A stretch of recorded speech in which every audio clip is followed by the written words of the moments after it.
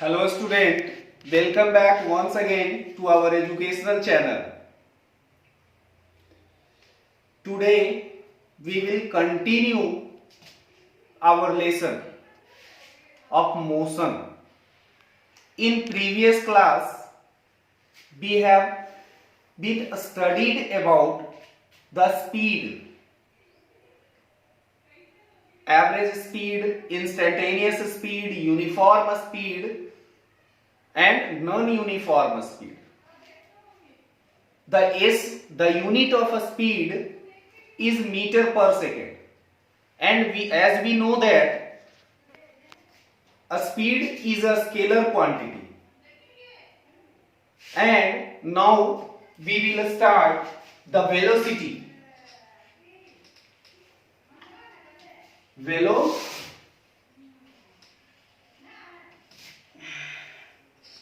Velocity ये है क्या? तो it is a physical quantity.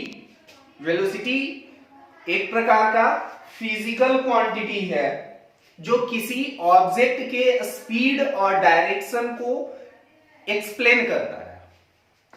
किसी भी ऑब्जेक्ट के स्पीड और डायरेक्शन को एक्सप्लेन करता है, उसी फिजिकल क्वांटिटी को हम लोग क्या कह सकते हैं? वेलोसिटी डिफाइन करते हैं. या सिंपली हम लोग कह सकते हैं कि कोई ऑब्जेक्ट यदि मोशन में होता है, तो जब वो मोशन में होगा तो ऑब्जेक्ट के पास कुछ स्पीड होगा और वो किसी ना किसी डायरेक्शन में होगा. तो जब हम उस ऑब्जेक्ट के मोशन और डायरेक्शन को एक्सप्लेन करते हैं तो explain with a term that is called velocity. तो हम लोग इसको डिफाइन कर सकते हैं. The velocity of an object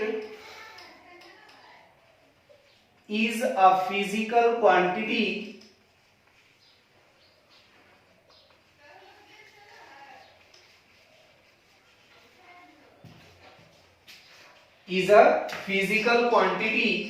that gives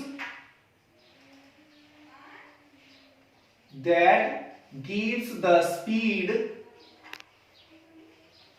and direction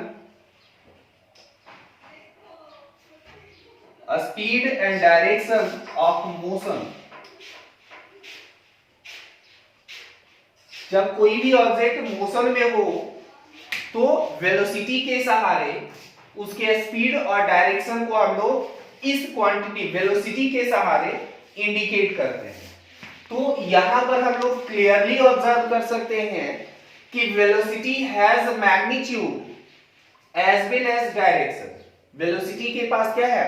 magnitude और डायरेक्शन दोनों है. तो मैग्नीट्यूड और डायरेक्शन जिस क्वांटिटी के पास होता है वो क्या होता है? वेक्टर क्वांटिटी होता है. सो वेलोसिटी इट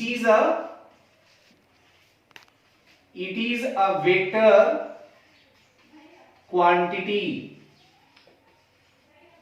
ये क्या है? वेक्टर क्वांटिटी होता है और इसका यूनिट स्पीड के जैसा यानी कि मीटर पर सेकेंड. अब ये जो वेलोसिटी है तो किसी भी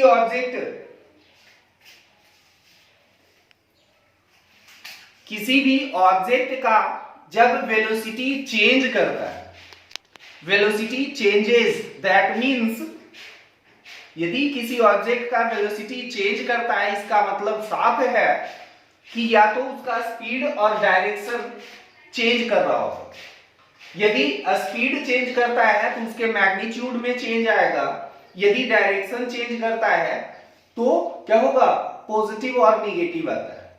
जैसे पीछे हम लोग डिस्प्लेसमेंट के बारे में पढ़े होंगे, तो डिस्प्लेसमेंट क्या है? एक प्रकार का वेक्टर क्वांटिटी होता है, जबकि डिस्टेंस स्केलर क्वांटिटी होता है. तो अब यहां पर वेलोसिटी को हम दूसरे टर्म में डिफाइन कर सकते हैं कि velocity is the rate of change of displacement. Rate of change of displacement is also defined as velocity. rate of change of displacement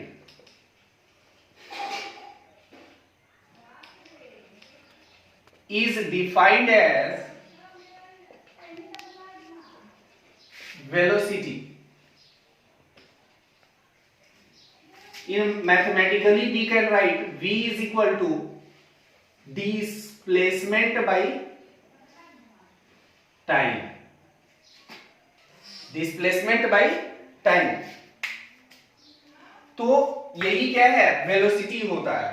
velocity जैसा कि डिस्प्लेसमेंट के बारे में हम लोग पढ़े थे कि डिस्प्लेसमेंट पॉजिटिव, निगेटिव और जीरो तीनों होता है. सेम उसी प्रकार से किसी भी ऑब्जेक्ट का वेलोसिटी पॉजिटिव भी हो सकता है, निगेटिव भी हो सकता है और जीरो भी हो सकता है. किसी भी ऑब्जेक्ट का वेलोसिटी पॉजिटिव कब होगा, तो यदि कोई ऑब्जेक्ट मूव करता है इन अ डायरेक्शन, तो उस डायरेक्शन को जो यदि हम लोग पॉजिटिव लेंगे और जब उसके रिवर्स डायरेक्शन में वो मूव करेगा तो उसको हम लोग क्या इमेजिन करेंगे कि opposite to previous direction. That means velocity of an object is negative. Suppose कर लेते हैं कि एक पॉइंट ए से वेलोसिटी मूव करना शुरू किया, बी तक आया और बी तक आने के बाद तो ये पॉजिटिव डायरेक्शन राइटवर्ड है तो हमेशा हम लोग पॉजिटिव इमेजिन करते हैं.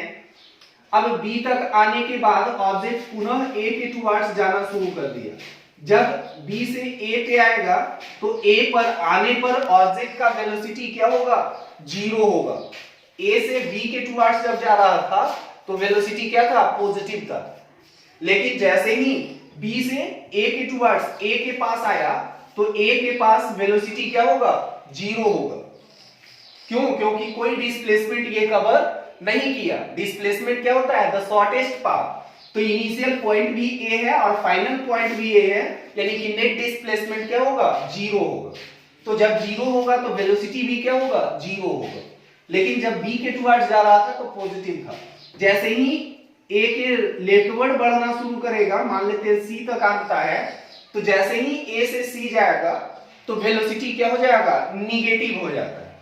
तो velocity, we can simply say that velocity या physical quantity which gives us a speed and direction of motion can be positive, negative and zero. We can also see with another example, that is if an object fall vertically, when it falls towards the surface of earth. तो जब नीचे के towards आता है तो उसका velocity क्या होगा, इंक्रीज कर रहा होगा, बढ़ रहा होगा. लेकिन जब जिस पॉइंट से वो नीचे आ रहा होगा वहां पर उसका कोई डिस्प्लेसमेंट नहीं था, इसलिए वहां पे वेलोसिटी क्या होगा, जीरो होगा और वहां के बाद नीचे आना शुरू होगा. यानी कि वेलोसिटी इंक्रीज कर रहा है किसी न किसी फैक्टर के कारण, जो कि आगे हम लोग पढ़ेंगे अगले लेसन में. That is called force. Force के कारण वो डाउनवर्ड मूव करता है. लेकिन जैसे ही हम थ्रो करते हैं तो यहां पर जो ऑब्जेक्ट हम लोग थ्रो किए और कुछ समय तक ऊपर गया और ऊपर जाने के बाद पुनः नीचे वापस आना शुरू हो जाता है. तो जैसे ही थ्रो किए तो कुछ ऊपर जाने के बाद उसका उस लेवल के बाद वो और ऊपर नहीं जाता है. वहां पे उसका डिस्प्लेसमेंट वहां पे क्या हो जाता है, जीरो हो जाता है. लेकिन जैसे ही नीचे आएगा तो यहां पर तीनों केस डिफाइंड होता है. तो इस प्रकार से हम लोग कह सकते हैं कि वेलोसिटी जो होता है वो पॉजिटिव, निगेटिव और जीरो तीनों होता है. कि कोई भी ऑब्जेक्ट का वेलोसिटी यूनिफॉर्म कब होगा, तो velocity of an object does not change. यदि किसी ऑब्जेक्ट का velocity, that means speed and direction, change न करता हो तो उस ऑब्जेक्ट के वेलोसिटी को हम लोग यूनिफॉर्म वेलोसिटी कहते हैं. उस वेलोसिटी को क्या कहेंगे, uniform velocity. That's all for today. Thank you.